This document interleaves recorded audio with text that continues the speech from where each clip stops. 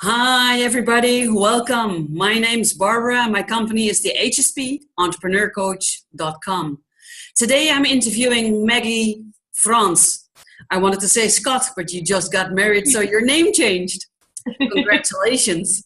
Thank you. Maggie Actually, it is shot now, but ah, I did it wrong. no, it's okay. I'm still changing it everywhere, so it's very confusing. So you're now Maggie Scott France. There you go. Okay, awesome. Maggie owns a company and it's called McKeating Solutions. Mm-hmm. What is it that your company does, Maggie? Because you're based in the United States, am I right? Yes, Pennsylvania. So I offer content marketing and social media marketing services to a few different clients here that are local here in the States, and one based in Sweden. Ah, wow, awesome. And you told me that you were still looking for two clients more, am I right? Yeah, yeah. Mm-hmm. Cool. Awesome. Maggie, what was your biggest reason to start your own business?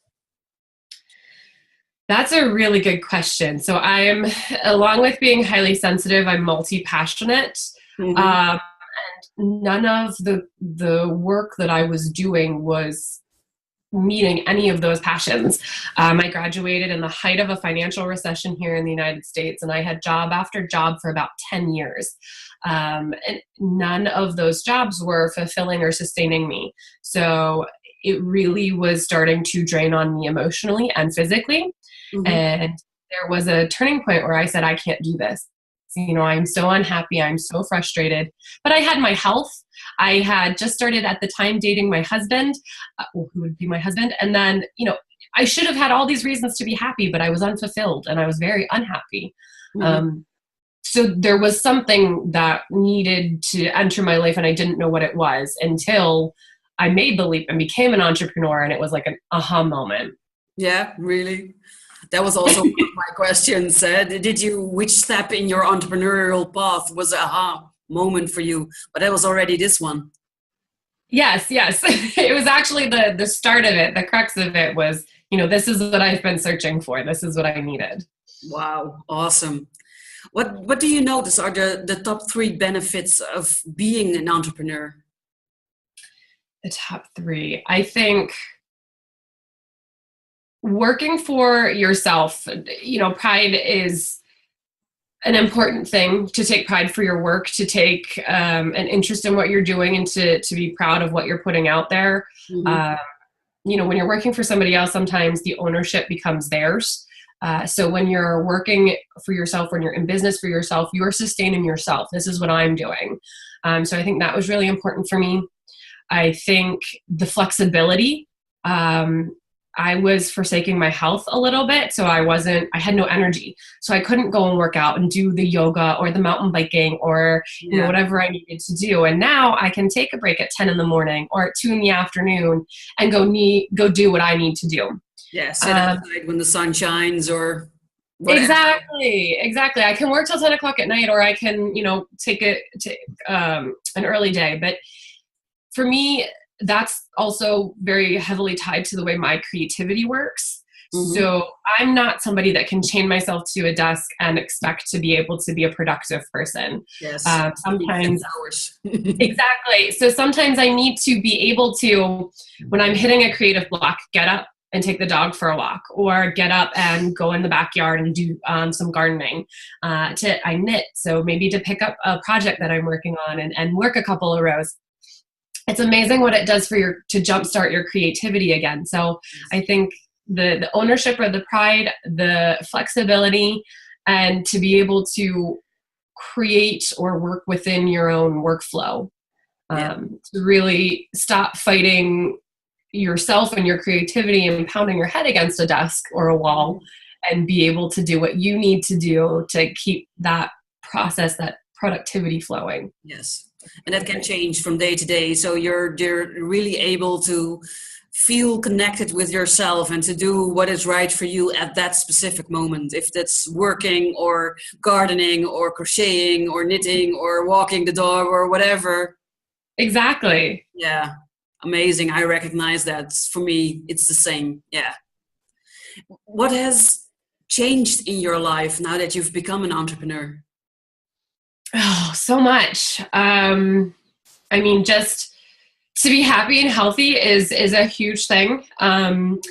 So I've noticed changes in myself, from, not weight loss, but getting fit and healthy.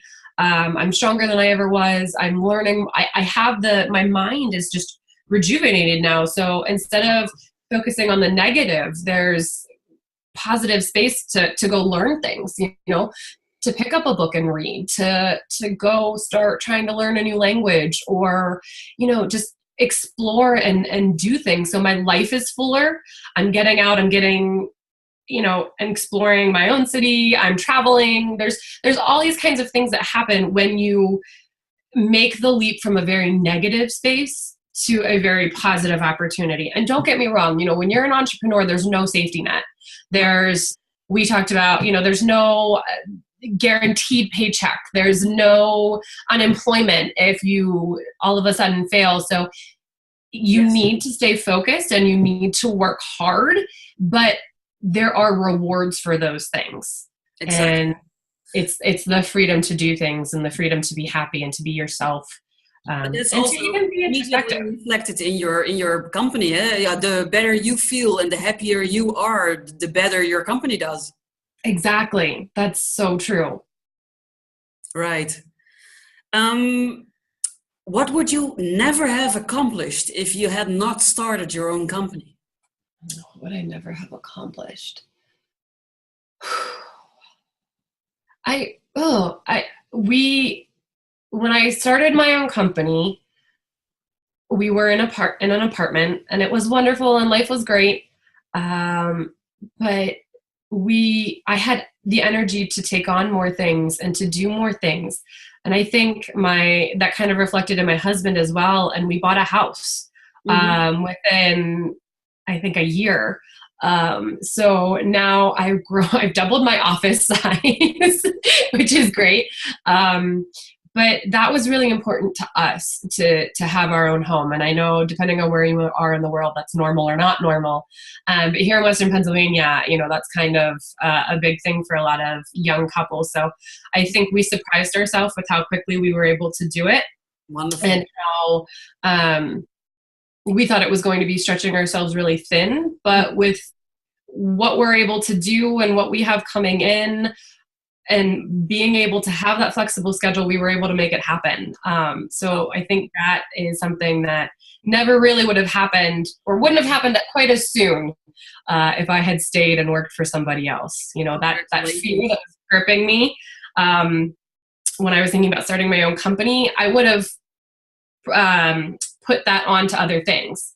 So instead of having the fear of going off on my own, I would have had the fear of going and making that financial investment. I think we have a propensity to project our fears. Hmm. Um, so being able to go start my own business gave me the kind of aha moment, like, I can do these things. I Yes. can do what I didn't, what I thought was scary. And Yes. so now we're buying a house, and now we're doing all these fun things, and we're going to travel, and we're going to, have time for each other, which is very, very important. Yes. So Definitely. a lot of good things happen when you make the leap. It's hard, it's frightening, it's emotionally packed, but if you can do it and you're really serious about doing it, there's amazing things that can happen. Yes, I couldn't agree more. When you had to make the leap, when you were thinking of becoming an entrepreneur, what was the biggest obstacle that was holding you back? For me, there was, I kind of I kind of almost call myself an accidental entrepreneur. So I was working at the time, and I was I have all these passions, and I was trying to find a way to monetize one of them. And I would try knitting, and you can only knit so much in one day before your fingers fall off. So I couldn't monetize that, and that was crushing. And then it was like, okay, I'm going to go and try. I like to write. Let's write a book. And I wrote this book, and then you don't get picked up by a publisher, and that everything just compounds. And so I was really, really high anxiety, really starting to freak out, thinking, this is it. I'm going to work for somebody that I dislike the rest of my life. Mm-hmm. And so I started thinking, okay, what are my skill sets now? What's working now? My writing, my marketing, my social media management skills. That's what I've got. So I kind of started working with startups to help them, at, heavily discounted is free. I was volunteering my services, trying to ingratiate myself within a few companies. And one of them said, we want you more. Come work for us. And it was a Swedish-based company, and we didn't have the time to research international hiring laws. Mm-hmm. The US is very different from Sweden in the employee benefits and different things that you get. So we decided that I would start my own company and invoice them. And at the same time, I was working for a yoga company, a guy that I had become friends with, and I was helping him, and he said, hey, I want you to help me more too. So all of a sudden, I had my first 2 clients, and I was traveling. And it wasn't like I had said, this is my business plan and this is what I'm going to do, and I'm going to quit my job and I'm going to make it happen. It was, hey, Mom and Dad, I'm going to travel to Amsterdam in 2 weeks and start my own company. And they're like, what? Like, where did this come from? So I think there's a lot of roots to becoming an entrepreneur, and it doesn't have to be that stop what I'm doing, go start a brick and mortar, or go start, a bar or restaurant or clothing store. The internet is a magical place, and it's made so many things possible that you just need to be open to the possibilities, to the opportunities. Exactly. I was getting so narrow-minded and so narrowly focused on, I have to have a product to sell, or I have to do this to become an entrepreneur. And really all I had to do was pivot.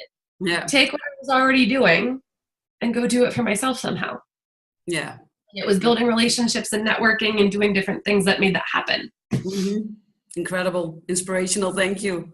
So you're welcome. Say that you didn't know straight away which type of company you wanted to start, because you didn't even wanted to start a company in the beginning. Right. I mean, I had all these initial ideas in my head, and, you wake up in the middle of the night and be like, oh, this is what I should do. And then the next day you're like, no, that's a terrible idea, or, I should try and do this. And then you're like, but I'm the only market for that really, really niche idea, So there were all these different things that you thought, well, maybe. And I think that's what happens when you are unhappy. At least, being a multi-passionate person and a very creative person, my brain is always working, which drives my husband crazy because I can't shut it off. Yes. So there's always an idea that pops into my head. I could do this. I should go. Even now, I have my own business, and I think, hey, that would be a really cool idea. Let me go pursue that. Or this is a nonprofit project that I want to do. And it's like, what are you doing? You only have so much time, but your brain is going to work on problems. And when you're unhappy, that is the monumental, megalithic problem that your brain and your subconscious is just going to keep chewing on. And I was more unhappiness. Yeah, exactly. And it's a self-perpetuating problem, but I think you become so, the highs and lows become greater and they become more frequent. So you have this idea and you get really excited because it's this little ray of hope that you can get out of this really negative situation. And then it doesn't happen and you're heartbroken again. Yes. So you have to find a way to kind of break that cycle, really just step back, whether it's taking a trip, a vacation, staying at home for a day, and just digging through and peeling back all of those layers of unhappiness and saying, who am I and what will make me happy? Yeah, exactly. Truly happy. Not all these random ideas that are fleeting. On a very deep and profound level, who am I and what do I need to do on a daily basis to be happy? Yeah, to connect with your heart's desire. Because I think that the only way to have a successful business is to connect with your passion, which is your... Yes, if your heart and your mind are in two different places, you'll never be happy. Exactly. You can be superficially happy, but deep down, you're really going to be upset. And I look, today you have all of these celebrity suicides. You have Kate Spade, Anthony Bourdain. I think they're so successful with what they're doing and these brands that they've built, but their heart is in a totally different place. Yeah. and it's not for me to talk about what their issues are or what, but there's a really good book that I read called Big Magic by Liz Gilbert. I think she wrote Eat, Pray, Love. Yeah. I read that right before I made this leap to starting my own company. And that book, I mean, there were times when I'm reading it on the bus on my way to work and I'm crying because she is hitting the nail on the head. Like that is me. That is what I'm doing. I'm self-sabotaging, or I'm saying that I need some muse to be happy and to be creative. And it's not true. You are your own muse. You create your own magic in life. And I would highly recommend it if you're thinking about a creative business. I think you can make money with just about anything, as long as it's an idea that stems from your heart's desire, from your passion. I think you can create just about anything. You can turn it into a profitable business. Exactly. And it doesn't have to be, I think sometimes too, we look at these really successful entrepreneurs like Mark Zuckerberg and Gary Vaynerchuk and say, oh, that's what success looks like. The pinnacle of their industry, making boatloads of money. When realistically, you just need enough to get by and to have the quality of life that you really want. Started small. Exactly. I'm looking look, I have a couple clients. It's working for me. I love my clients. I'm passionate. I fight for them. I do what I need to do. I probably have the room for 2 more. Would it be great to have 5 more? 10 more?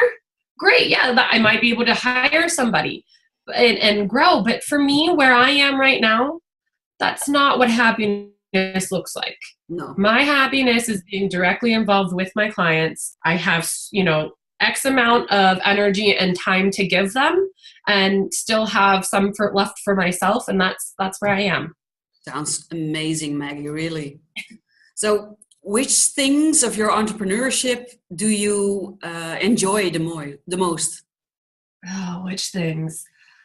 I like connecting with people and writing. So right now I'm working with my Swedish client. It's an open innovation company, and I'm reaching out to chief innovation officers and I'm interviewing them and talking about kind of what we're doing here, the benefits and challenges and opportunities that exist in their jobs and in an emerging industry, really, and getting to know them, getting to talk about them to them about their backstory, what they're working on, what makes them happy, what makes them upset, or worries them at night, and then turning that into an article. I think that's a really, really fun process where you have the human connection and interaction, but then I get to apply my creative side and kind of go write about it and then come back to them and say, hey, this is what I did. And, sometimes I miss the mark, but sometimes for the most part, it's, wow, this is really cool. This is exciting. So I think together we're kind of building an industry. There's not a lot of content that's kind of out there. There's a few ebooks here and there, but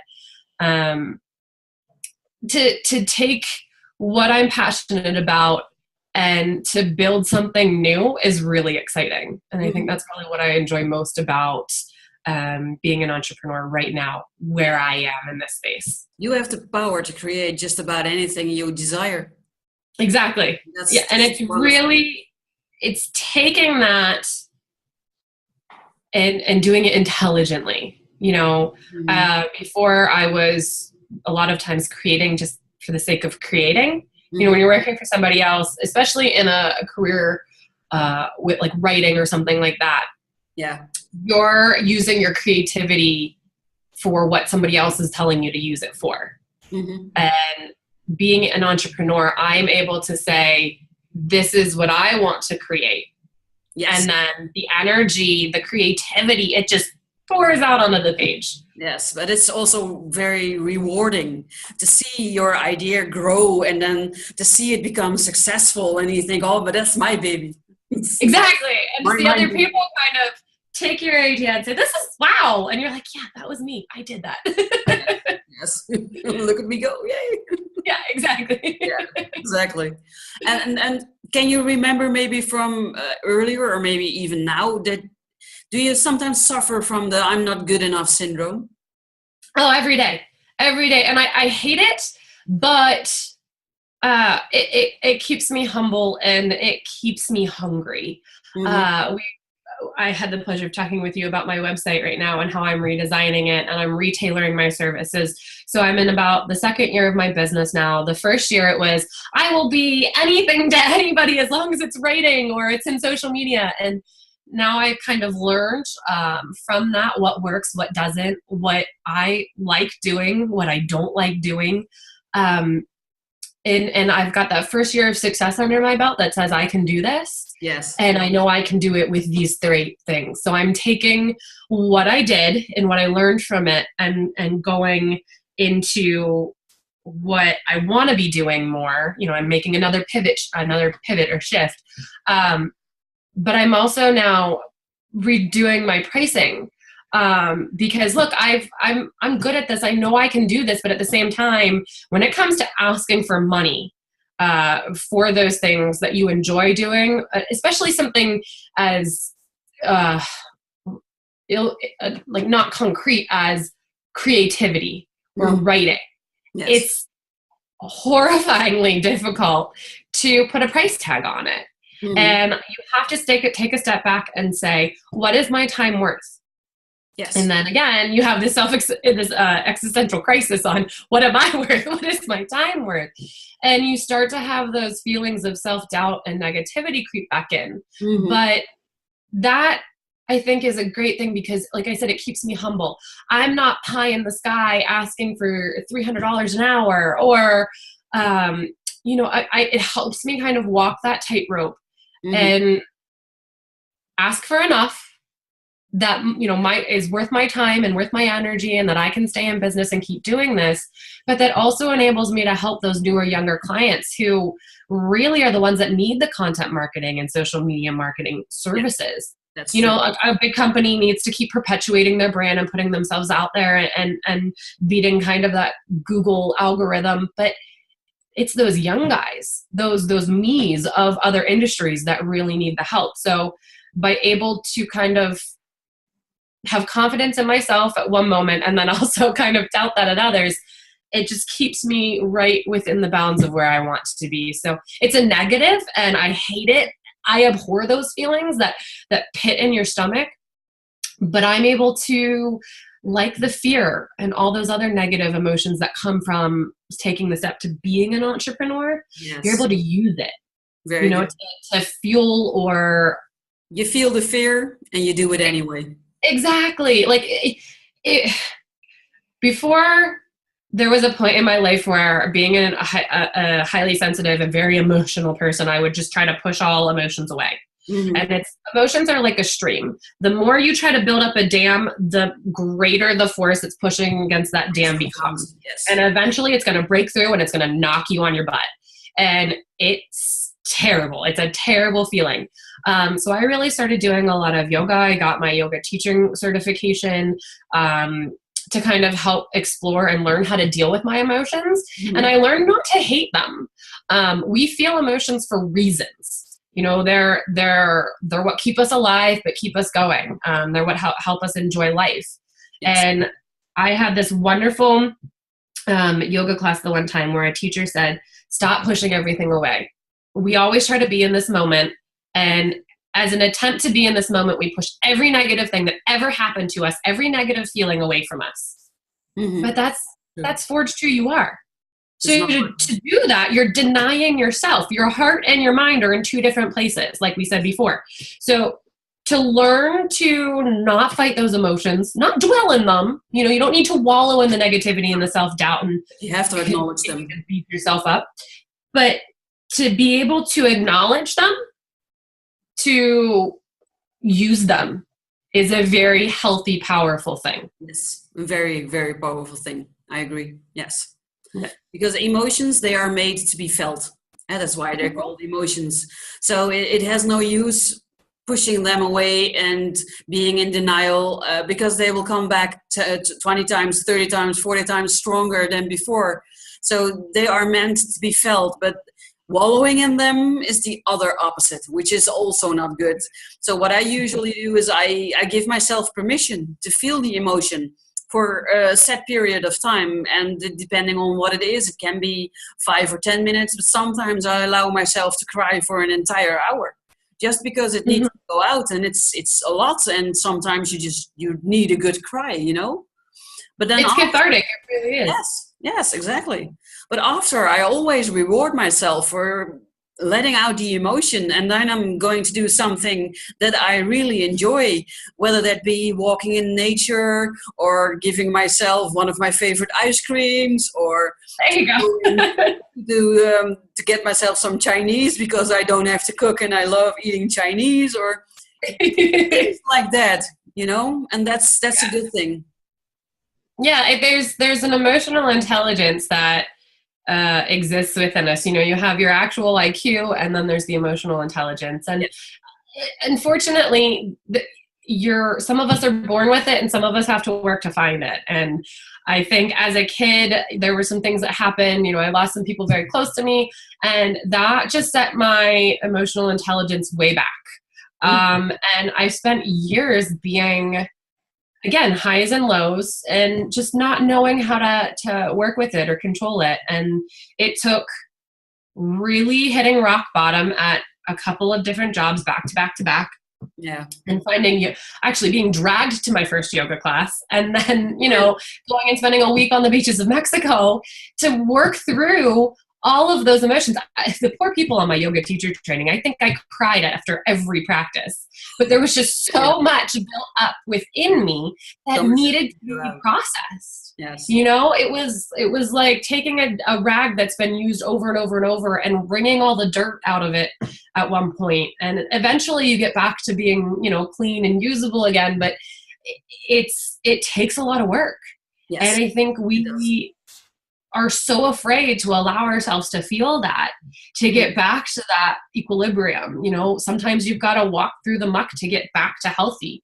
Yes. I know I did. And now actually. Yeah. So now I'm able to kind of, you know, I start to say, okay, that my emotions are building up again. I need to do some me time. I need to work on myself a little bit. Yeah. And anytime I do that, like you said before, I'm able to sit down at my desk and I'm 10 times more productive than I was the day before. I love the phrase that you can't pour from an empty cup. And when you're working for somebody else, you're constantly being asked to pour from that cup, to give of yourself. Mm-hmm. And unless you are able to go, and not everybody's meant to be an entrepreneur. If we were all entrepreneurs, the world would be chaos. But I think there are people that are able to go and work for somebody else and find enjoyment there, but then to come home and to work on themselves and fill that cup back up. Yes. When you're meant to be an entrepreneur and you've been pouring from that cup day after day, you're so drained at the end of the day, you can't fill it back up.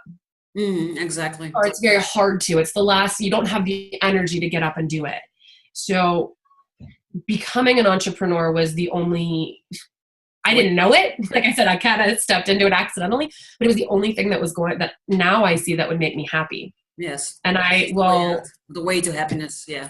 Yeah. And for the rest of my life, I mean, granted, I'm only 2 years into this and I'm only 30, so there's a lot of life left, but I will fight tooth and nail, whether it's McKeating Solutions or another thing, to be my own boss. You know, I answer to clients, so yes, I have bosses in my clients, but they're mini bosses. You know, they're my boss when I put that hat on. So when I go work for gurus, that's one thing. When I go work for Idea Hunt, boss in the sense that they tell you what type of work they want done by you, but you are still the boss that decides which time it actually gets written or gets executed. Exactly. Yeah. Mm-hmm. Great. Yeah. Is there maybe a message that you have for highly sensitive people who are doubting about becoming an entrepreneur or having a doubts? Yeah, I would tell them, it sounds sometimes, and before I would think that being a highly sensitive person was a curse. Mm-hmm. And because I was mainly feeling those negative emotions, I would say work on yourself, really listen to your heart, whether it's reading, whether it's journaling, whether it's meditation, whatever you need to do to get in touch with who you are and what makes you happy, to get back to wellness, and then go explore your passions. So there's I think a formula for all of us that are highly sensitive. There's, you know, embracing it. It's like the first step to admitting you have a problem. Or to getting over a problem. Admit you have it. Admit that you're highly emotional or highly sensitive. Embrace it. It's not a curse. It's going to drive you. It's what's going to make you an entrepreneur. So embrace that and then go do it. And you don't do it in increments. If you're too scared to jump ship and leave your current job, start a website, start a blog. I have a friend who's starting. She's also highly sensitive. She's working as a barista. She loves it, but she, again, working for other people is driving her crazy. Mm-hmm. So she's working on setting up her own coffee food truck. And she's also gluten intolerant, so she's going to offer a lot of gluten-free snacks and options and different things. And so, but she doesn't have to wait. She can still be a barista for somebody else and start setting up that website and blog now. You can start working part-time for as many hours as that you need to pay the bills, and then you can start working on your company in the evening hours and in the weekends, but creating the idea, creating the website, doing the stuff. And then when your clients come in, you can start working less, and then you can gradually move into being a full-time entrepreneur. Right. If you feel that that's better. Yeah, there's this perception that you have to make this like crazy swan dive from your current life into another one. And I don't think, that's not healthy for a lot of people. Unless you have the capital build up, it's going to be really freaking hard to do that. So I think if I were to counsel another highly emotional or highly sensitive person, and I think sometimes the two can be different, so I apologize for saying them in dovetails, but it's to embrace it, to let it drive you, and to start small.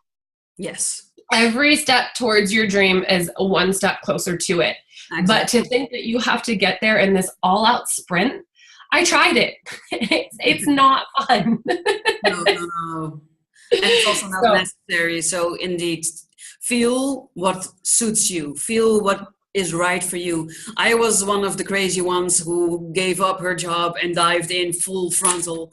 And after 5 years, I'm a very successful entrepreneur and I'm still here. So for me, it worked out, even though it caused a lot of stress in the beginning.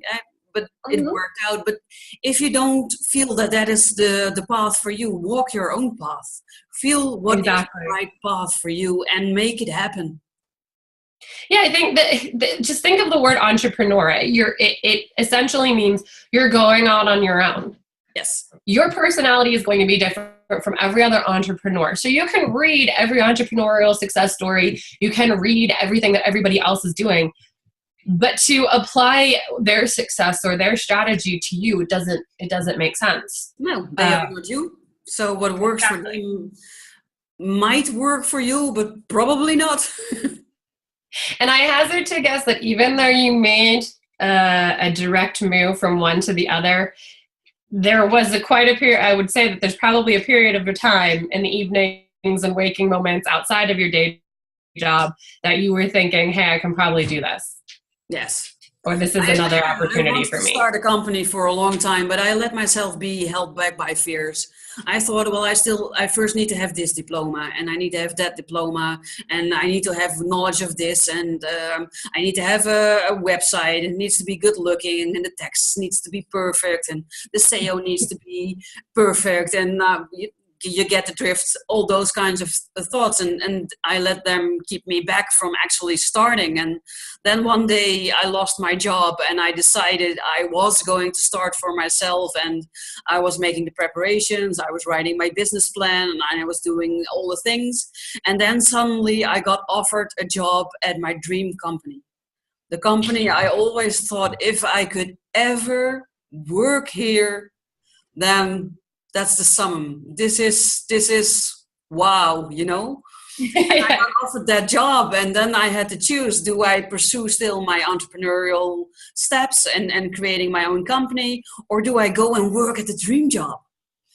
And then, of course, my internal voice said, well, this is the dream job, you know? You're talking about the dream job, so of course you're going to take the dream job. and you can always start a company, you know? There will be a time for that. So I took the dream job, and I worked at it for 4 months.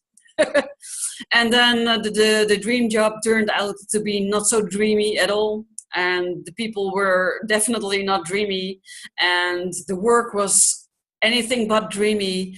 And within 4 weeks, I was heading straight for my second burnout. And I thought, no, no, no, no, no, just no. And I got into an arrangement with the company, and they made it so that I could leave and get benefits. And then I started, it's in Holland, you can do that. You can make a legal agreement saying that there is a difference in interpretation of the job, and that you have irreconcilable differences, and then you can part, and then you're still eligible for benefits. So I made use of that part, and then I started my company in the beginning with benefits underneath it, but that's not forever. So there came a time when the benefits stopped, and I had to do it all on my company, but it was still not generating enough money to pay my bills. And then you get the fear and the angst and the stress and the thoughts of maybe go back and find another job I don't want, but does it already find a job I don't want. And in the end, it all just worked out. I didn't have to find a job. The clients, they came in, and my company grew, and I never needed benefits after, and I never needed to find a job besides my company, and my company sustained me since the start in everything. So it is possible. It's amazing. That's an amazing story. I think if you're a highly sensitive person, the world is your oyster. I think these are the types of people, we're the type of people that can go and architect our life and make what we want to happen, as long as we don't get in our own way. No. And that's hard to do. But I think in ourselves. The sky is the limit. Yes. We just have to have the faith in ourselves and know that the fear is okay, and it can be healthy if we use it the right way. Exactly. Yes. So I think that's maybe the biggest message that we can send everybody that's viewing this interview.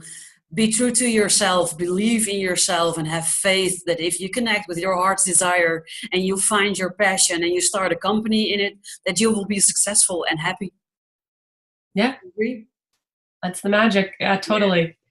Cool. Hey, Maggie, I know that you had something to offer our viewers. Could you tell us a little bit more about it? Yeah, so I'd like to offer a kind of like a 1-hour mini coaching session with anybody who's interested. You can get in touch with me through my website, mckeatingsolutions.com. It's spelled MCKEATING solutions.com. I'm more than happy to help you kind of work through your idea, but also to learn how to translate that into writing. So I think there's with being an entrepreneur, we tend to be visionaries, and we've got the idea, but there can be sometimes a disconnect or a challenge in verbalizing it. I know when I first started and left, and still to this day, when people ask me, what do you do? I fumble. Mm-hmm. I have to learn to say, I own a marketing consulting company. I can't even say it now. So, this is what I do. I am a CEO. I am my own lead. So there might be a lot of things that you do in this business, but you need to be able to tell it to somebody in 30 to 60 seconds and have them walk away with a complete understanding. So I'm happy to kind of provide that mini coaching session, even if you're, you've already made the jump and you're becoming an entrepreneur, to get that branding kind of messaging out there and just strengthen it a little bit. Wow, that's really an amazing offer, Maggie. So anybody who's watching this interview series and you are thinking about starting your company, or you've already started but you are not sure, or you want to redefine what you're doing or make it better suited to your needs, take Maggie up on her offer. Go to her website, mckeatingsolutions.com, and book your free coaching session with her. Thank you so much, Maggie, for this interview. Thank you for your time. I really enjoyed talking with you today, and I am absolutely sure you inspired a lot of people today. So thank you again. Thank you. The pleasure was all mine. It was wonderful. Thank you so much. You're welcome. Bye, Maggie.